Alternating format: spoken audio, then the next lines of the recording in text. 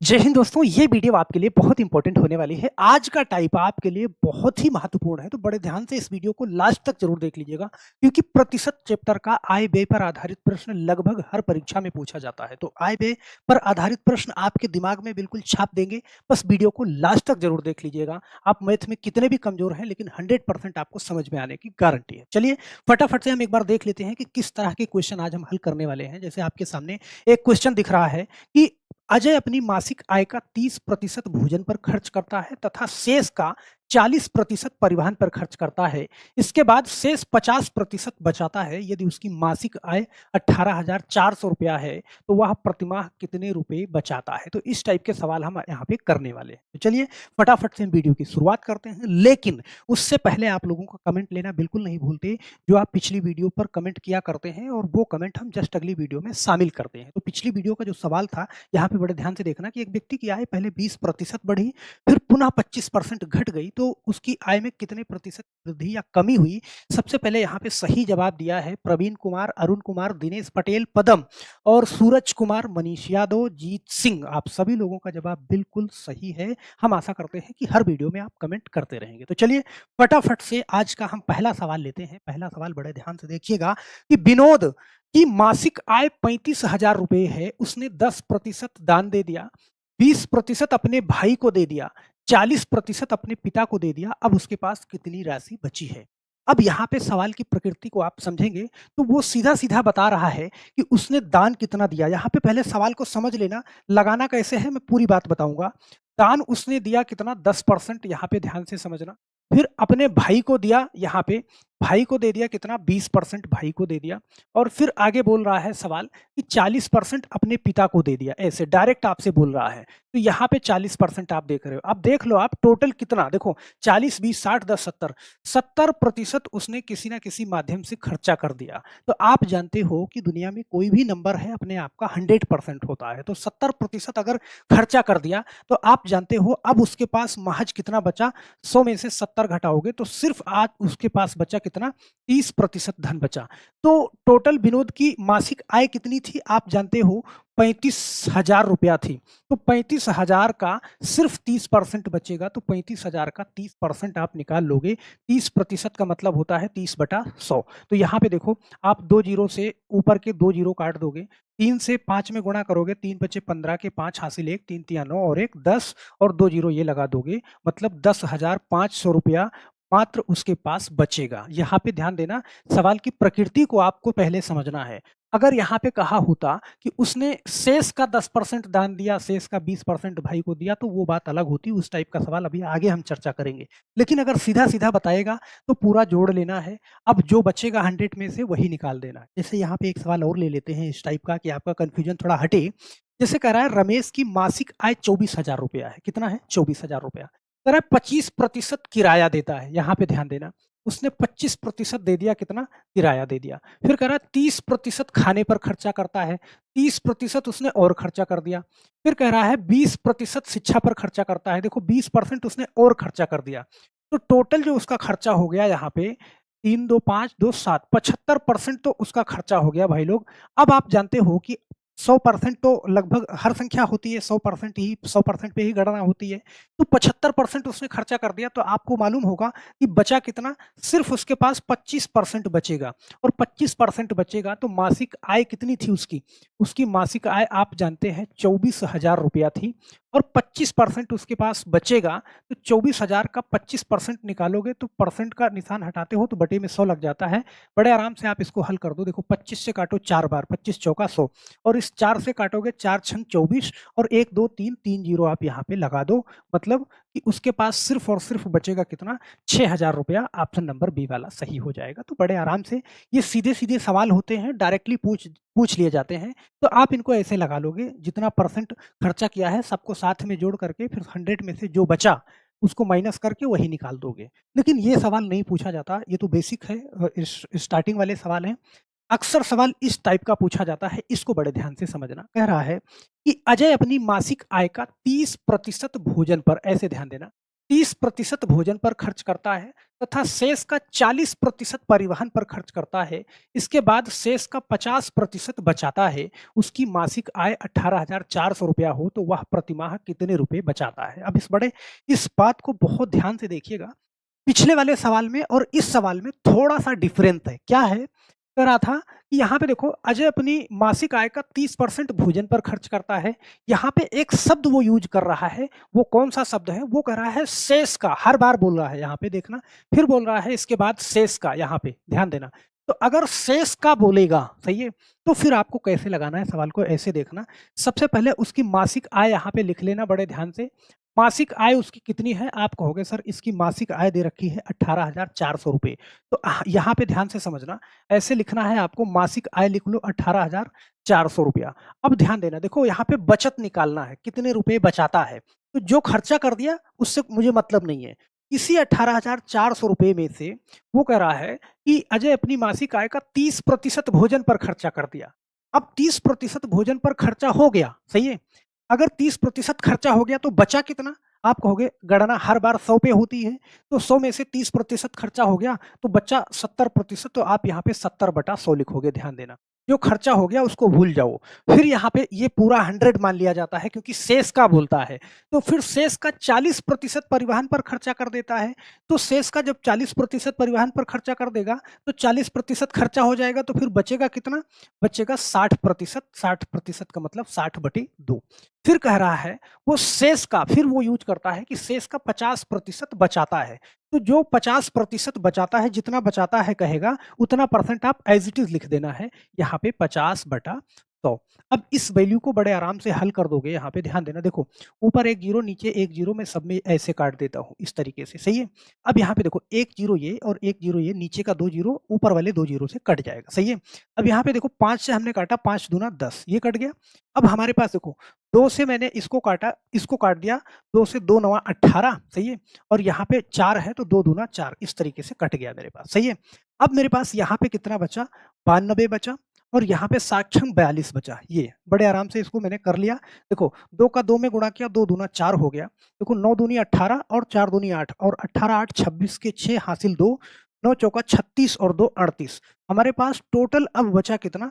3864 रुपया। यहाँ पे आपका ऑप्शन नंबर सी वाला सही हो जाएगा, मतलब 92 गुणे 48। अब इस तरीके से गुणा करना मैंने पीछे वीडियो बना करके सिखाया है, मेरी कैलकुलेशन वाली वीडियो आप जरूर देखेंगे तो आपकी कैलकुलेशन बहुत अच्छी हो जाएगी। तो हम आशा करते हैं थोड़ी थोड़ी बात यहाँ पे समझ में आई होगी, लेकिन इसी टाइप का एक और सवाल लेंगे कि आपको बहुत अच्छे से समझ में आ जाए। यहाँ पे देखना, एक सवाल मैं और लेता हूँ इसी टाइप का।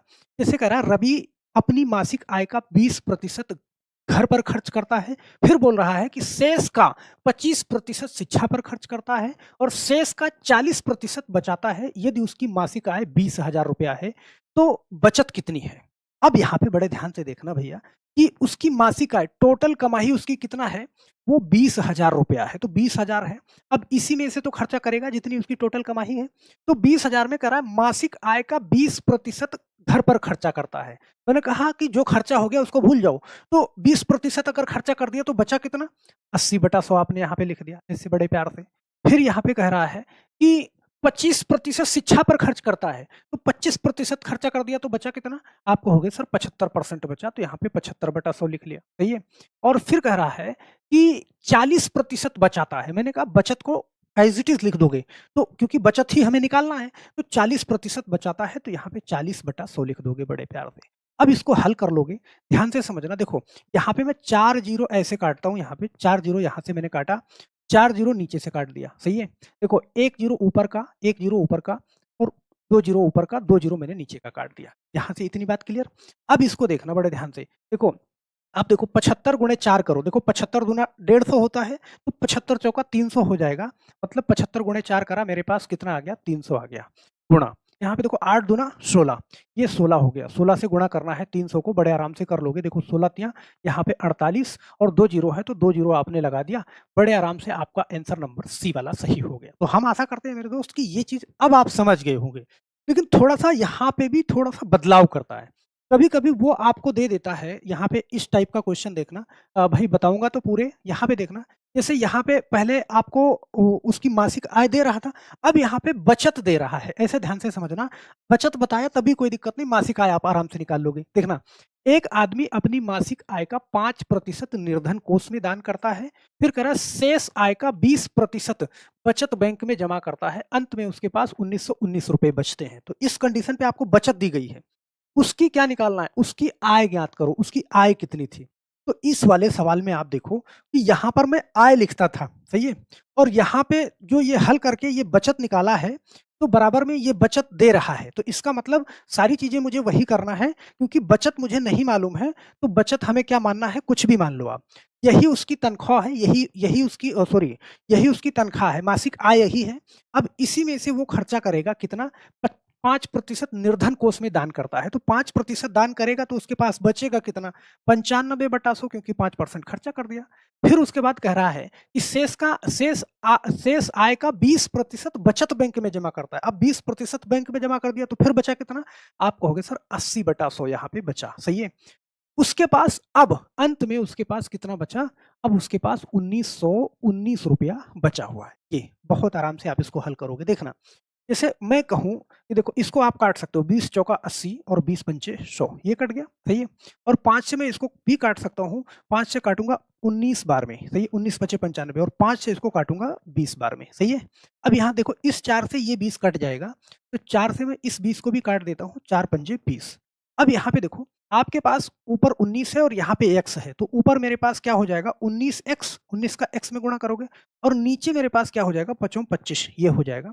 और बराबर में क्या है? 1919। यहाँ पे मैं डायरेक्ट हल कर देता, लेकिन मैं सिर्फ आपको समझा रहा हूँ।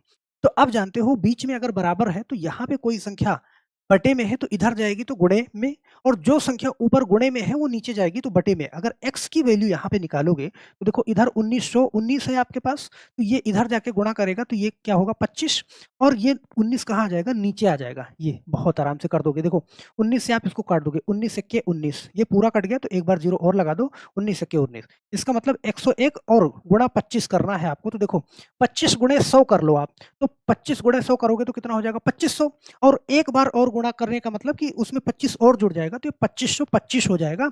आपका आंसर बहुत आराम से निकल जाएगा। ध्यान देना, 2525 ये आ गया कहाँ पे? ऑप्शन नंबर ए वाला सही हो जाएगा, सही है? अब यार देखो, आपसे डायरेक्ट पूछेगा, सीधा-सीधा पूछेगा तब भी कर लोगे। शेष का वाला क्वेश्चन पूछेगा तब भी कर लोगे, सही है? और शेष का पूछेगा, पहले आय बताएगा और खर्चा निकाल के बचत निकाल लोगे। अगर मान लो बचत बता दिया, आय निकाल लोगे, आप कैसे निकलेंगे? लेकिन एक कंडीशन और बनती है, सवाल उसी में कुछ नगद अमाउंट जोड़ देता है। जैसे यहाँ पे देखना, कह रहा है नारायण अपने मासिक वेतन का 30% शिक्षा पर खर्च करता है, 30%। फिर कह रहा है शेष का 50% वह भोजन पर खर्च करता है, सही है? तथा इसके बाद वह 1000 रुपया मकान पर किराया देता है। अंत में उसके पास 1800 रुपया बचते हैं। यहाँ पे बड़े ध्यान से देखना, क्योंकि 1000 रुपया यहाँ पे खर्चा किया है। हर जगह परसेंटेज में ही खर्चा करता था। तो नारायण का मासिक वेतन निकालना है, तो सबसे पहले हम क्या करेंगे? उसका मासिक वेतन ही लिखेंगे। मुझे मालूम नहीं है, मुझे मालूम है कि मासिक वेतन यही है, इसका x है। तो अगर आप मासिक वेतन का 30% शिक्षा पर खर्च करता है, यहाँ पे आप बताओ कि 30% अगर खर्चा कर देगा तो बचेगा कितना? फिर बचेगा, आप कहोगे सर 70% बचा, और 70% का मतलब होता है 70/100। फिर दोबारा कहेगा यहाँ पे शेष का 50% वह भोजन और परिवर्तन पर खर्चा करता है। तो शेष का अगर 50% खर्चा कर देगा तो अब बचेगा कितना? बचेगा उसके पास सिर्फ 50%, क्योंकि आधा खर्चा हो गया। फिर अब कह रहा है इसके बाद शेष में से 1000 रुपया मकान का किराया देता है। अब यहाँ देखो परसेंट में नहीं बताया, वो कह रहा है 1000 रुपया मकान का किराया देता है। तो यहाँ पे इसी में से 1000 रुपया उसने और खर्चा कर दिया, ये। अब इसको माइनस करोगे ना, 1000 इसी में से तो निकल गया। अब उसके पास बचा कितना? यहाँ पे ध्यान दें, उसके पास 1800 रुपये बचा। बहुत आराम से आप इसको हल कर लोगे, कोई भी दिक्कत नहीं होगी। कैसे?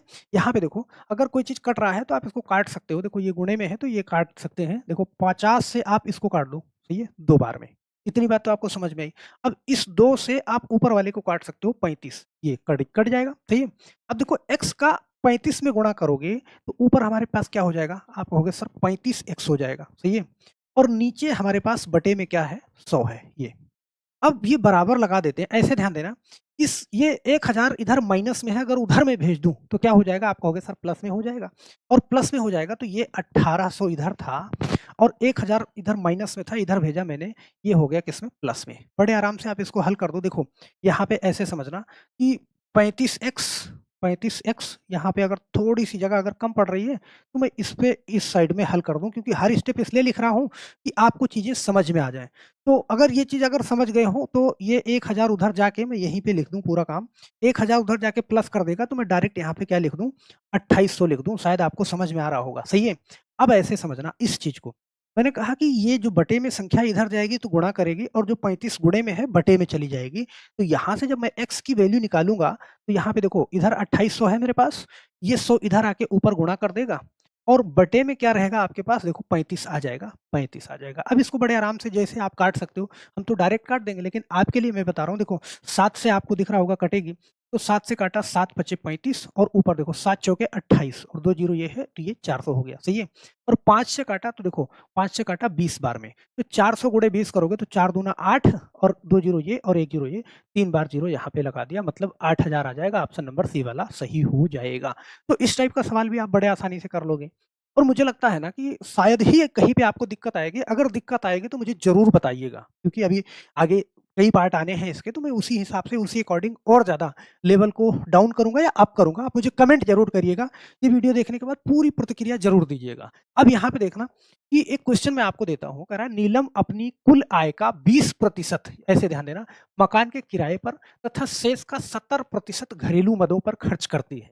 यदि वह 3600 रुपया की बचत करती है तो उसकी कुल आय कितनी है। यहाँ पे ध्यान से समझ लेना, कुल आय का 20% मकान किराए पर तथा शेष का 70%, यहाँ पे शेष का यूज हुआ है। तो आप बहुत आराम से इसको लगा सकते हो, और नीचे मुझे कमेंट बॉक्स में आंसर जरूर दीजिएगा, ठीक है। और इस वीडियो पे कितना समझ में आया आप अपनी प्रतिक्रिया जरूर दीजिएगा। तो हम आशा करते हैं मेरे दोस्त कि ये वीडियो आपको जरूर पसंद आई होगी, और चैनल पे यदि नए हैं तो चैनल को सब्सक्राइब जरूर कर लीजिएगा।